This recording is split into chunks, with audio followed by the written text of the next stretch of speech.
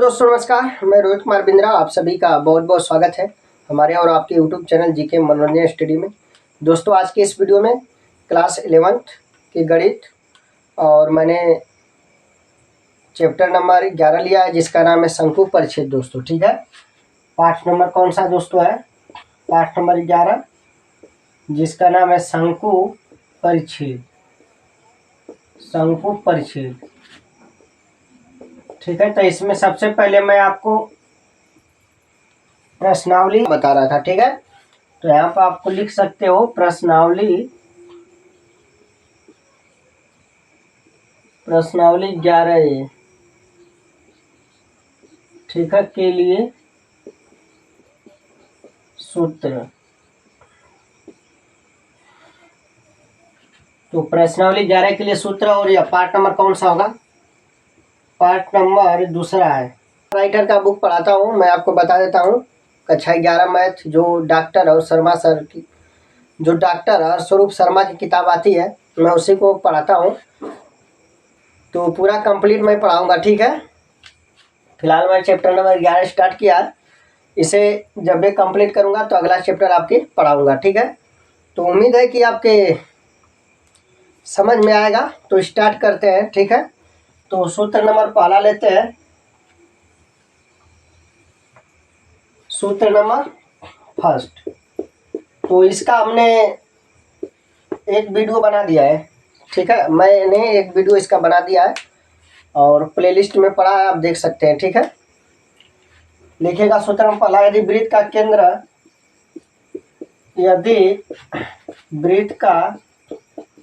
केंद्र, ठीक है, साथ साथ लिखते चलिए आप भी। वृत्त का केंद्र यक्ष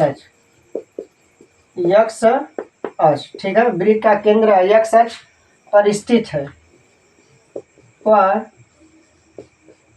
पर स्थित है, ठीक है, पर स्थित है। तब केंद्र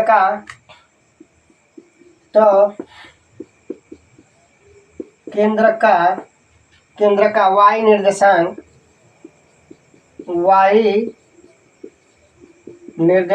शून्य होगा, ठीक है। शून्य होगा, याद रखिएगा, ठीक है। अर्थात y निर्देशांक अर्थात आप कह सकते हैं y निर्देशांक मतलब k बराबर क्या हो जाएगा? 0, ठीक है। k बराबर 0, तब केंद्र क्या बनेगा बताते हैं। तब केंद्र यच कामा के बराबर क्या होगा? यच कामा 0, ठीक है। तो केंद्र ये बनेगा, याद रखिएगा, ठीक है। ये कह रहा है यहाँ से, यदि वृत्त का केंद्र यक्ष अक्ष पर स्थित है, ठीक है, यक्ष अक्ष पर स्थित है, तब केंद्र का y निर्देशांक जो होगा वह क्या होगा? 0 होगा। अर्थात y निर्देशांक मतलब k बराबर क्या आ जाएगा? 0 आ जाएगा, ठीक है। तो आपके पता है कि केंद्र का वृत्त का केंद्र h कमा k होता है, तो इसका वैल्यू यहाँ से क्या हो जाएगा? h कमा 0 मिल जाएगा, ठीक है। इस स्थिति में वृत्त का समीकरण क्या होगा? ठीक है, इस स्थिति में वृत्त का समीकरण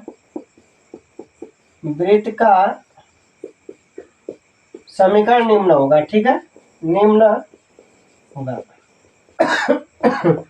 तो ध्यान से देखिएगा, यदि वृत्त का केंद्र यक्ष अक्ष पर स्थित हो तब केंद्र का y निर्देशांक 0 होगा। अर्थात आप कहेंगे कि y निर्देशांक मतलब के बराबर उस समय क्या हो जाएगा? 0 हो जाएगा। तब इसका केंद्र क्या बनेगा? यच का 0 बनेगा, ठीक है। तो इस कंडीशन में, इस स्थिति में वृत्त का समीकरण हम कैसे लिखेंगे वही मैं आपके बताया। तो लिखेंगे मेरे भाई x माइनस एच का होल वर्ग प्लस वाई स्क्वायर इक्वल क्या होगा? आर स्क्वायर, ठीक है। ये होता तब इस समय ये वृत्त का समीकरण होगा। जब यदि वृत्त का केंद्र यक्ष अक्ष पर स्थित है तब वृत्त का समीकरण ये होगा, x माइनस एच का होल वर्ग प्लस वाई स्क्वायर बराबर आर स्क्वायर। इतनी बात आपके याद रखनी है, ठीक है। इसे नोट कर सकते हैं। जैसे यहाँ पर चित्र बनाना चाहेंगे तो ऐसे चित्र खींच सकते हैं आप, ऐसे, ठीक है। यहाँ हमारा क्या हो जाएगा? x, और इधर हमारा क्या हो जाएगा? x डैश, y डैश, और इधर क्या हो जाएगा? y, ठीक। मतलब यहाँ पर वृत्त का हो, यहाँ पर स्थित हो, तो यहाँ पर अगर हम केंद्र मान लेते हैं, जैसे केंद्र को से दर्शाते हैं, इसका केंद्र h का 0 मान लेते हैं। ठीक है, तो याद रखिएगा जब वृत्त का केंद्र x अक्ष पर स्थित होगा तो उस समय वृत्त का जो समीकरण होगा x माइनस h का होल वर्ग प्लस वाई स्क्वायर बराबर आर स्क्वायर होगा। ठीक है, तो इसे नोट कर सकते हैं और यह फिगर आप बना सकते हैं। ठीक, तो उम्मीद है कि आप नोट कर लिए होंगे। अब हम आपको बताएंगे सूत्र नंबर दूसरा। ठीक है, तो डॉक्टर मनोरे अर्थात डॉक्टर अरशद शर्मा, ठीक है, उसी की किताब को मैं पढ़ा रहा हूँ, उसका फार्मूला बता रहा हूँ। पार्ट नंबर दूसरा है, प्रश्नावली 11A का, तो ध्यान से आपके देखना है, समझ में आएगा। फिर लिखेगा सूत्र नंबर दूसरा, यदि केंद्र वाई अक्ष, ठीक है, केंद्र वाई अक्ष पर स्थित है, वाई अक्ष पर स्थित है। अगला फार्मूला आपके नोट करना है, यदि केंद्र वाई अक्ष पर स्थित है, ठीक है, स्थित है, तब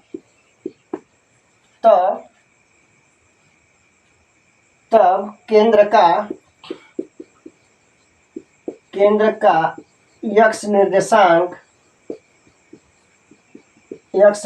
शून्य होगा। ठीक है, x निर्देशांक शून्य होगा, ध्यान दीजिएगा। ठीक, यदि केंद्र y अक्ष पर स्थित होगा तो उस समय x निर्देशांक क्या होगा, शून्य होगा। इतनी बात आपके पता होनी चाहिए। ठीक, अर्थात आप लिख सकते हैं, अर्थात x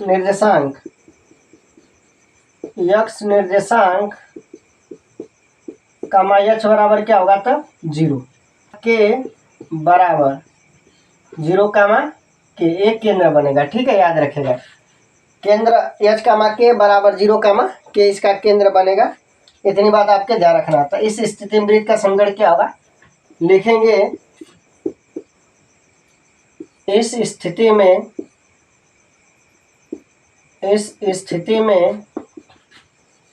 वृत्त का समीकरण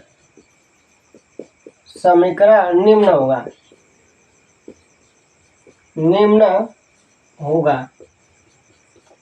तो आपके याद रखना है, यहाँ पर x माइनस एच का होल वर्ग प्लस यहाँ पर क्या बनेगा, x square plus y minus k का होल वर्ग बराबर आर स्क्वायर। ठीक है, ये वृत्त का समीकरण है। इस फार्मूले का यूज आप तब करेंगे, जब आपके वाई अक्ष केंद्र क्या वाई अक्ष पर स्थित हो। जो केंद्र वो कहाँ स्थित हो, वाई अक्ष पर। ठीक है, केंद्र की बात कर रहा है, तो मैं आपको बता देता हूँ। ये फार्मूला आप नोट कर लीजिए। जैसे अगर चित्र देखा जाए तो चित्र मान लो ये एक्स है और ये हमारा क्या है, एक्स डैश है, या वाई है, वाई डैश, और हमारा क्या है, वाई डैश, वाई है। ठीक है, मतलब बोला है कि जो वृत्त है वाई अक्ष पर, इसका केंद्र कहाँ स्थित हो, इसका केंद्र स्थित हो वाई अक्ष पर मतलब यहाँ पर, तो 0 कामा क्या हो जाएगा, क्या हो जाएगा।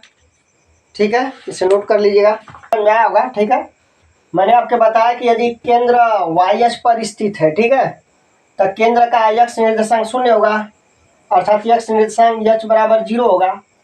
और यहाँ पर केंद्र h कामा के बराबर क्या लिखोगे आप, 0 कामा के लिखोगे। और आपको बता देना चाहूँगा, यहाँ पर बोला है कि जो केंद्र कहाँ स्थित हो, वाई अक्ष पर। आप देख सकते हैं चित्र के माध्यम से, जब केंद्र वाई अक्ष पर स्थित होगा तो वृत्त का समीकरण आपको ये लगाना है। ठीक है, तो इस फार्मूले को आप अच्छे से नोट कर लीजिएगा। उम्मीद है कि आपके समझ में आ गया होगा। तो मिटाते हैं। नंबर तीसरा लिखेंगे दोस्तों फार्मूला, जब वृत्त x अक्ष को स्पर्श करता है, जब वृत्त x अक्ष को स्पर्श करता है। ठीक है, स्पर्श करता है, ध्यान दीजिएगा, स्पर्श करता है तो जब वृत्त x अक्ष को स्पर्श करता है तो केंद्र का y निर्देशांक, तो केंद्र का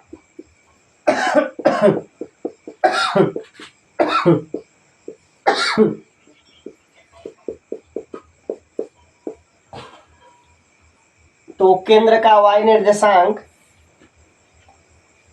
वृत्त की त्रिज्या के बराबर होगा। ठीक है, तो ध्यान दीजिएगा, मैं आपको बताऊंगा। मैंने यहाँ से आपके बताया, ध्यान दीजिएगा। जब वृत्त x अक्ष को स्पर्श करेगा, ठीक है, तो केंद्र का जो y निर्देशांक होगा, ठीक है, वृत्त की त्रिज्या के बराबर होगा। इतनी बात याद रखें। सवाल में बोलेगा कि वृत्त x अक्ष को स्पर्श करता है। जब x अक्ष को स्पर्श करेगा तो केंद्र का y निर्देशांक जो होगा वह वृत्त की त्रिज्या के बराबर होगा। एक उदाहरण से हम आपको, ठीक है, उदाहरण में मैं आपको बता देता हूँ। लिखेगा, उस वृत्त का समीकरण ज्ञात कीजिए। उस वृत्त का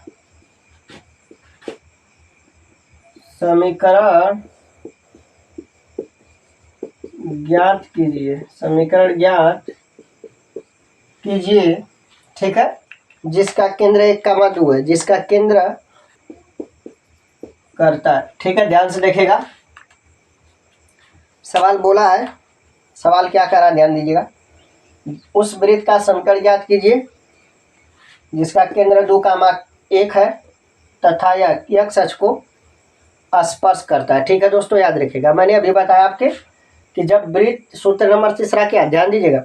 जब वृत्त x करता है, फार्मूला देखिए, जब वृत्त x अक्ष को स्पर्श करता है तो केंद्र का y निर्देशांक वृत्त की त्रिज्या के बराबर होगा। मतलब ये केंद्र है तो इसका y निर्देशांक ये है, तो जो यहाँ 1 होगा यह वृत्त की त्रिज्या के बराबर होगा।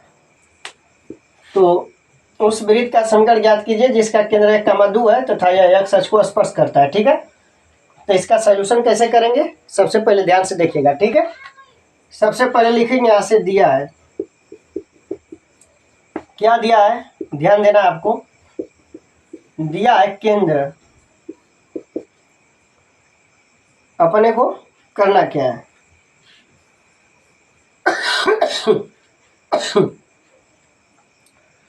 केंद्र 1,2 दिया है, x अक्ष को स्पर्श करता है। ठीक है, तो लिखेंगे यहाँ से, चूंकि लिखना पड़ता है भाई, लिखना पड़ता है, लिखेंगे तभी नंबर मिलेंगे ज़्यादा से ज़्यादा।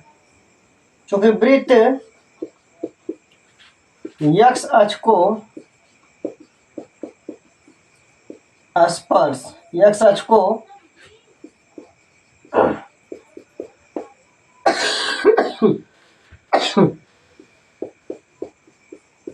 स्पर्श करता है, तब वृत्त की त्रिज्या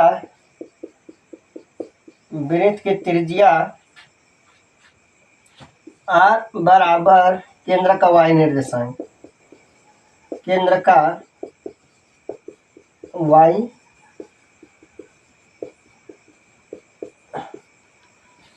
तो वहां पर देगा, उस वृत्त का समीकरण ज्ञात कीजिए जिसका केंद्र 1,2 है तथा यह x अक्ष को स्पर्श करता है। तो x अक्ष को स्पर्श, जब भी प्रश्न तो केंद्र का y निर्देशांक वृत्त की त्रिज्या के बराबर होगा। तो यहाँ पर केंद्र 1,2 है तो केंद्र 1,2 लेंगे, तो x अक्ष को स्पर्श करता है तो वृत्त की त्रिज्या r जो होगी केंद्र y का निर्देशांक के बराबर। मतलब यहाँ से r का मान क्या मिल जाएगा, r का मान 2 मिल जाएगा। ठीक है, तो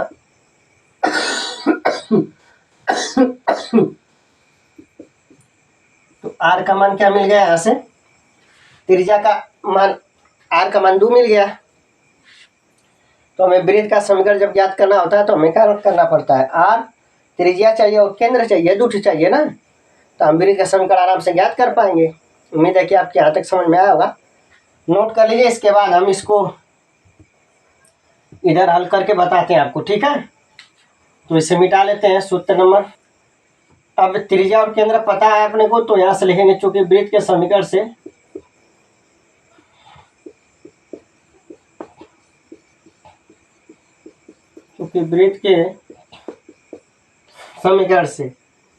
x माइनस h का होल वर्ग प्लस y माइनस k का होल वर्ग बराबर r स्क्वायर। ठीक है, तो केंद्र h और k दिया है तो x-1 का होल वर्ग हो जाएगा, y-2 का होल वर्ग बराबर r का मान दिया, यहाँ से कितना 2 स्क्वायर कर देंगे।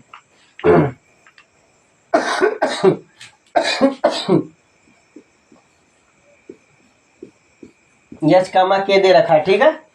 यच का मान 1 है, के का मान 2 है। यह फार्मूला मैंने आपको पार्ट नंबर दूसरा में पढ़ाया है, ठीक है, सॉरी पार्ट नंबर ये जो फार्मूला मैंने पार्ट नंबर 1 में पढ़ाया है, प्लेलिस्ट बनाया है, वहाँ पर आप जाइए और प्लेलिस्ट में वीडियो पढ़िए, देख लीजिए, ठीक है। तो इसको सॉल्व करना है, तो इसे हल करेंगे तो a माइनस बी का होल स्क्वायर प्रसार करेंगे, तो आपके पता है a माइनस बी का होल स्क्वायर क्या होता है।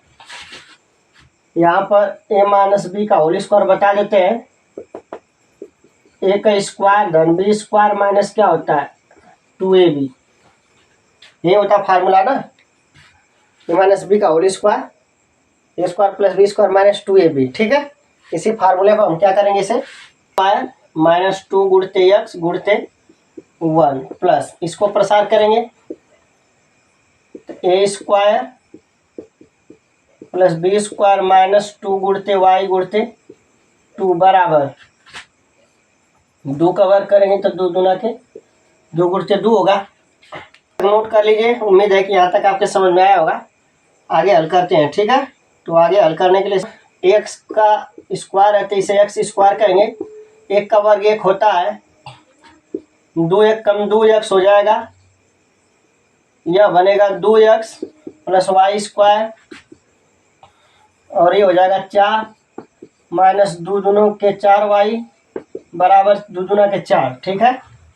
तो अभी इसे क्रम वाइज में लिख लीजिएगा, एक्स स्क्वायर फिर plus y square minus 2x minus 4y, 4 और 1 कितना होगा 5 होगा बराबर, इस 4 को इधर बुलाएंगे तो माइनस 4 बराबर क्या होगा 0, ठीक है।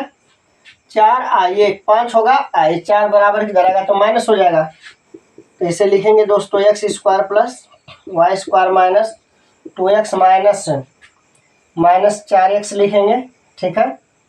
4y लिखेंगे माइनस 4y, हाई 5 में से घटा तो प्लस कर 1 बचेगा, ठीक है, बराबर क्या होगा 0। तो यह रहा राइट आंसर।